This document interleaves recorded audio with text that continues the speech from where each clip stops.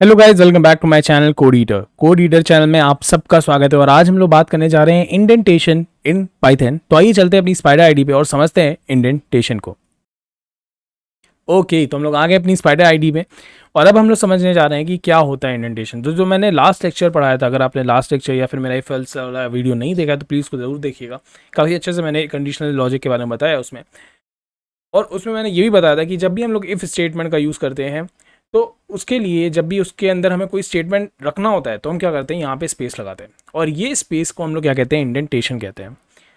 अब ये इंडेंटेशन से क्या होता है, इस इंडेंटेशन से जो भी हम लोग स्टेटमेंट इस इंडेंटेशन के थ्रू लिखते हैं, जैसे अगर ये इफ़ है हमारा, उसके बाद हमने एक स्पेस दिया और उसके बाद हमने एक स्टेटमेंट लिखा, तो हमारा जो ये इंटरप्रेटर होता है ये समझ जाता है कि ये जो प्रिंट स्टेटमेंट है ये हमारे इफ़ का पार्ट है। तभी अगर हम इसको इस तरह से करते हैं, देखिए ये सबमर्ज हो जाता है या फिर पूरी तरह से इसके अंदर चला जाता है। अगर मैं कुछ भी स्टेटमेंट लिखता हूँ, लेट से मैं यहाँ पे एक और स्टेटमेंट लिख देता हूँ, स्पेस, देखिए मैं यहाँ पे स्पेस दूंगा और मैं यहाँ पे कुछ भी लिख देता हूँ, प्रिंट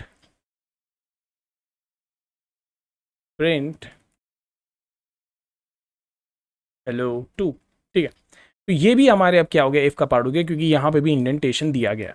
अगर मैं इसको फिर से यहाँ पे करता हूँ तो देखिए ये हो गया। और जो भी स्टेटमेंट अगर आप यहाँ से लिखते हैं तो वो हमारे इफ़ का पार्ट नहीं होता है। तो इससे एक चीज़ तो क्लियर हो रही है कि हमारा जो ये इंडेंटेशन है, ये इंडेंटेशन एक तरीका है जो कि हमारे इंटरप्रेटर या हमारी आईडी को बताता है कि ठीक है, ये दोनों स्टेटमेंट जो है ना, ये दोनों हमारे इफ़ का पार्ट है, इफ़ ब्लॉक को बिलोंग करते हैं। और ये स्टेटमेंट, क्योंकि देखिए ये हमारे इफ़ का पार्ट नहीं है, इसीलिए हमने इसको थोड़ा इफ़ के साथ ही लिखा है। यहाँ पे इफ़ शुरू है तो यहाँ से ही हमने इसको भी शुरू किया है। तो इससे ये हम बता रहे हैं कि ठीक है, ये हमारे इफ़ का पार्ट नहीं है, मगर ये दोनों हमारे इफ़ का पार्ट है, क्योंकि इन दोनों के बीच में स्पेस दिया हुआ है।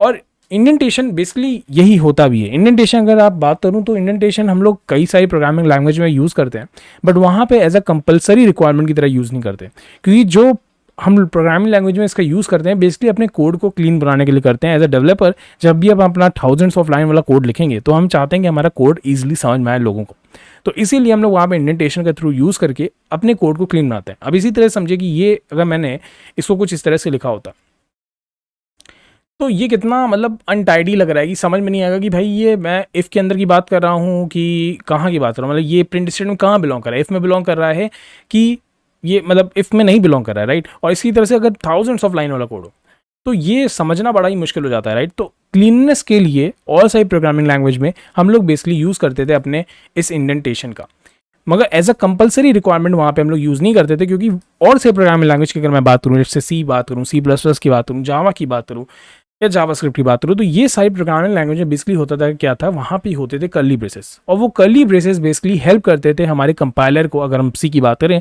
समझने में कि ठीक है ये जो स्टेटमेंट है ना ये इफ़ का पार्ट है। फॉर एग्जाम्पल अगर मैं यहाँ पे लिखना चाहूँ, अगर एक सी का कोड लिखता हूँ इफ़, तो यहाँ पे होती थी कंडीशन, ठीक है, उसके बाद हम लगा देते थे कर्ली ब्रेसेस, और इस कर्ली ब्रेसेस के अंदर हम जो भी लिखते थे हमारा कंपाइलर जो होता था सी का वो समझ जाता था कि ठीक है ये इफ़ का ही पार्ट है, इसीलिए यहाँ पे क्या हुआ है, इसीलिए यहाँ पे कर्ली ब्रेसेस लगाया गया।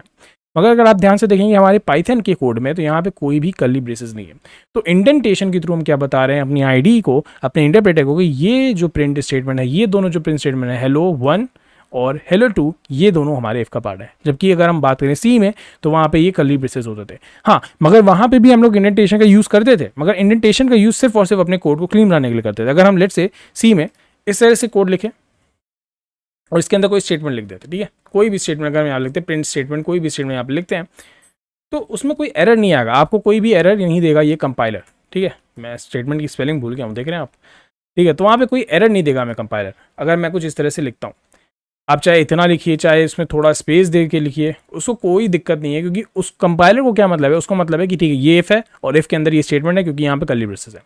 मगर क्योंकि पाइथन में ऐसी चीज़ नहीं है, तो इन पाइथन प्रोग्रामिंग लैंग्वेज ये एक मैंडेटरी रिक्वायरमेंट होता है, जब भी आपको कोई स्टेटमेंट ये बताना होता है, ये डिनोट करना होता है कि ये स्टेटमेंट इफ़ का पार्ट है। जैसे अगर आने वाले वीडियो में हम लोग फंक्शन पढ़ेंगे, फिर उसके बाद लूप्स पढ़ेंगे, तो ये सारी चीज़ें भी पढ़ेंगे, तो वहाँ पे भी हम लोग इंडेंटेशन के थ्रू ही बताएंगे कि ये पार्ट किसको बिलोंग करता है, और ये चीज़ आगे क्लियर होगी, उसके लिए आप अभी परेशान मत होइए। जब हम लोग आगे फंक्शन लूप्स ये सारी चीज़ें कवर अप करेंगे तो ये चीज़ और अच्छे से क्लियर हो जाएगी। अभी के लिए बस इतना समझ लीजिए कि इन पाइथन ये एक मैंडेटरी रिक्वायरमेंट है, पहली चीज़।